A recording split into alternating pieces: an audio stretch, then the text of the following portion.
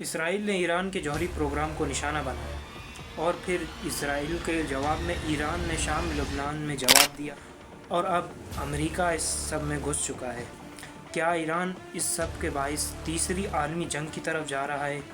آئیے جانتے ہیں آج کی اس ویڈیو میں اس سب کا جواب۔ تو چلیے شروع کرتے ہیں۔ پچھلے کچھ مہینوں میں ایران پر اسرائیل نے کئی حملے کیے، جن میں اسرائیل کی طرف سے ایران کے فوجی اہداف اور سائنسدانوں اور ایٹمی پروگرام کو نشانہ بنایا گیا، جس کے جواب میں ایران نے حماس اور حزب اللہ کے ذریعے جواب دیا۔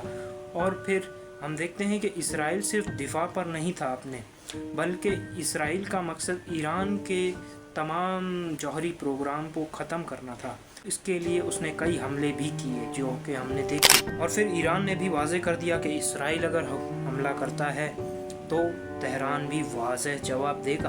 حالیہ دنوں میں ایران میں یورینیم کی حد 90% تک پہنچ گئی تھی، جو کہ ایک جوہری ہتھیار بنانے کی حد ہے۔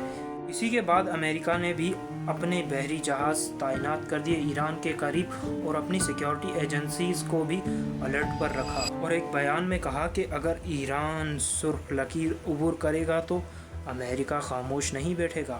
پر ایران کا جواب بھی کافی سخت تھا۔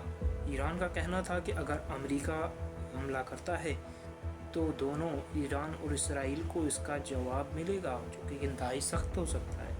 اب ایران بیک وقت 3 سمتوں سے گرا پڑا ہے ان سب جھمیلوں میں، کیونکہ دیکھا جائے تو مشرق کی طرف سے اسرائیلی جنگ اور پھر مغرب کی طرف سے امریکی دباؤ، اور اس کے ساتھ ساتھ ایران کو اندرونی مسائل بھی پیش ہیں، جو کہ معیشت اور اس کے اندرونی مسائل ہیں، ملک کے اندر کے مسائل۔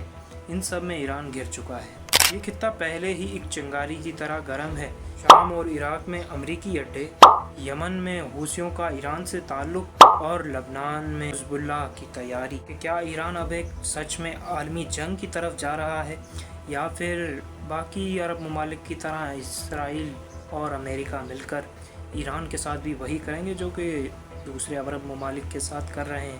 جیسے کہ ہم نے حالیہ دنوں میں دیکھا، سعودی عرب سے باقاعدہ بھتہ لینے ٹرمپ صاحب چلے گئے تھے، لیکن ان کو کوئی روکنے والا ہے نہیں۔ کھلے سانڈ کی طرح امریکہ جو چاہے جہاں چاہے کر رہا ہے، لیکن مسلم امہ بس نام میں رہ گئی ہے۔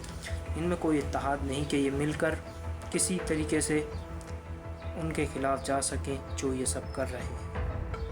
یعنی کہ امریکہ اور اسرائیل ان کے خلاف نہ ہی بول رہا ہے کوئی، نہ ہی ان کے خلاف کوئی قدم اٹھا رہا ہے۔ اگر اسرائیل اور امریکہ چاہیں تو کسی کو بھی پکڑ کر پیٹ سکتے ہیں، مار سکتے ہیں، ان کے وطن پر قبضہ کر سکتے ہیں، جو کہ ہم دیکھ رہے ہیں، لیکن ان کو جواب دینے والا اس وقت فی الحال تو کوئی نظر نہیں آ رہا۔ دیکھتے ہیں آگے کیا ہوتا ہے، اور اپنی رائے کا آپ کمنٹ میں اظہار کر سکتے ہیں۔ اس بارے میں آپ کا کیا خیال ہے، کیا موقف ہے؟ تو ملتے ہیں اگلی کسی ویڈیو میں، کرتے ہوئے اسی طرح کریٹیکل انالیسس کسی اور خبر پر اور کسی مسئلے پر۔ تب تک کے لیے میرے چینل کو سبسکرائب کر دینا اور کرٹیکلی سوچنا شروع کر دو۔